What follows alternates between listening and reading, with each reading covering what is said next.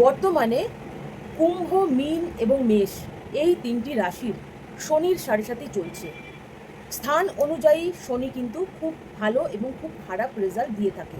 যাদের শনির সাড়ে সাথে চলাকালীন ভীষণ পরিমাণে শনির কুপ্রভাব দিচ্ছে এবং শারীরিক, মানসিক, আর্থিক নানাভাবে শনির সাড়ে সাতির কুপ্রভাব যারা বুঝতে পারছেন, তারা আপনাদের নিজেদের খাবারের অংশ থেকে কালো কুকুর, কালো বিড়াল এবং কাককে খাইয়ে দিন।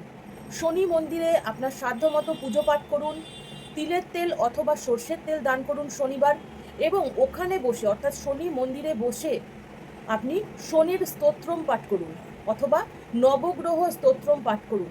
দেখবেন শনির কৃপায় যারা শনি সাড়ে সাতির কবলে পড়েছে তাদের কিন্তু খুব ভালো ফল পাবেন, সর্বকার্যে সিদ্ধি লাভ করতে পারবেন এবং সমস্ত দুর্ভোগ কেটে যাবে।